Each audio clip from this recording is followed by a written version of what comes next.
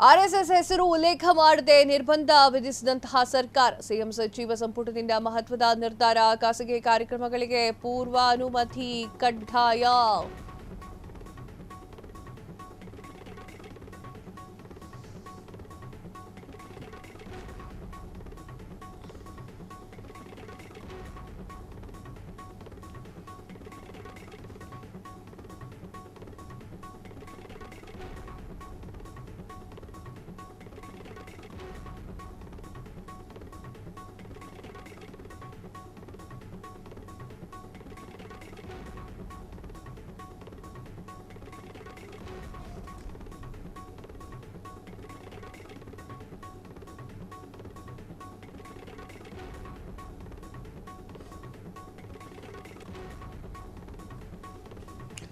RSS ಹೆಸರು ಉಲ್ಲೇಖ ಮಾಡದೆ ನಿರ್ಬಂಧ ವಿಧಿಸಿದಂತಹ ಸರ್ಕಾರ ಸಿಎಂ ಸಚಿವ ಸಂಪುಟದಿಂದ ಮಹತ್ವದ ಸೂಚನೆ ಮಹತ್ವದ ನಿರ್ಧಾರ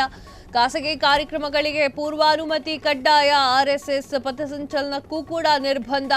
ಪ್ರತಿಯೊಂದಕ್ಕೂ ಅನುಮತಿ ಕಡ್ಡಾಯ ಸಾರ್ವಜನಿಕ ಸ್ಥಳದಲ್ಲಿ ಕಾರ್ಯಕ್ರಮ ನಡೆಸುವುದಾದ್ರೆ ಅನುಮತಿ ಕಂಪಲ್ಸರಿ ಆಗಿರುತ್ತೆ ಸರ್ಕಾರದ ನಿರ್ಧಾರದ ವಿರುದ್ಧ ಕೇಸರಿ ಕಲಿಗಳ ಆಕ್ರೋಶ ಎಸ್ ವೀಕ್ಷಕರೇ ಈಗ ಆರ್ಎಸ್ಎಸ್ ಎನ್ನುವಂತಹ ಹೆಸರನ್ನ ಉಲ್ಲೇಖ ಮಾಡದೆ ಸರ್ಕಾರ ಒಂದು ಹೊಸ ನಿಯಮವನ್ನ ಜಾರಿಗೆ ತಂದಿದೆ ಯಾವುದೇ ಖಾಸಗಿ ಕಾರ್ಯಕ್ರಮ ಇರಬಹುದು ಯಾವುದೇ ಪಥಸಂಚಲನ ಆಗಿರಬಹುದು ಎಲ್ಲದಕ್ಕೂ ಕೂಡ ಪರ್ಮಿಷನ್ ತೆಗೆದುಕೊಳ್ಳಬೇಕು ಪರ್ಮಿಷನ್ ಇಲ್ಲದೆ ಏನೂ ಕೂಡ ಮಾಡೋ ಹಾಗಿಲ್ಲ ಅಂತ ಹೇಳಿ ಹೇಳಿಕೆಯನ್ನ ಅಥವಾ ಆ ಒಂದು ನಿರ್ಧಾರವನ್ನ ಕೈಗೊಂಡಿರುವಂಥದ್ದು ಅಂದ್ರೆ ಆರ್ಎಸ್ಎಸ್ ಅವರು ಪಥಸಂಚಲನ ಮಾಡಬೇಕು ಅಂತಂದ್ರೂ ಕೂಡ ಸಿದ್ದರಾಮಯ್ಯ ಸರ್ಕಾರದ ಒಂದು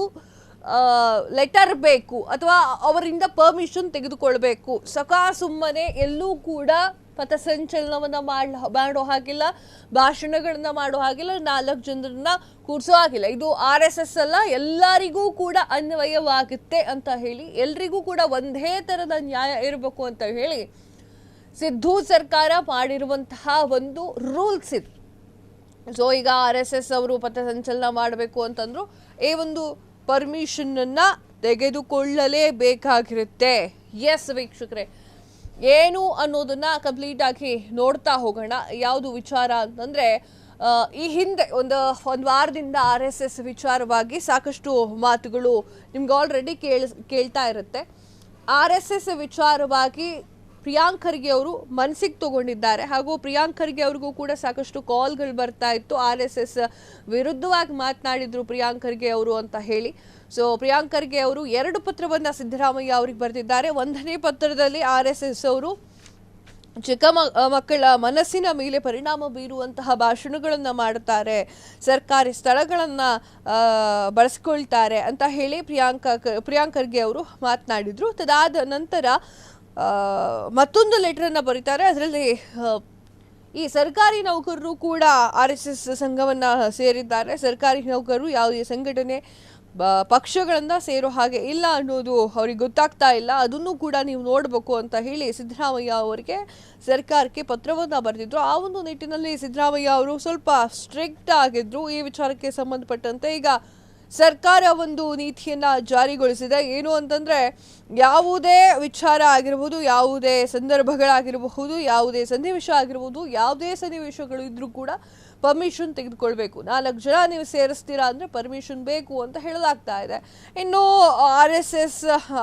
ಹೆಸರನ್ನ ಉಲ್ಲೇಖ ಮಾಡದೆ RSSಗೆ ಡೈರೆಕ್ಟ್ಲಿ ಏನು ಹೇಳದೆ ಇಂಡೈರೆಕ್ಟ್ಲಿ ಮಾಡಿರುವಂತಹ ಕೆಲಸ ಇದು ಕ್ಷಣ ಕ್ಷಣದ ಸುದ್ದಿಗಳಿಗಾಗಿ ಫ್ರೀಡಂ ಟಿವಿ ಸಬ್ಸ್ಕ್ರೈಬ್ ಮಾಡಿ ಲೈಕ್ ಮಾಡಿ ಹಾಗೂ ಫಾಲೋ ಮಾಡಿ ಹೊಸ ಸುದ್ದಿಗಳ ನೋಟಿಫಿಕೇಶನ್ಗಾಗಿ ಬೆಲ್ ಐಕಾನ್ ಮೇಲೆ ಕ್ಲಿಕ್ ಮಾಡಿ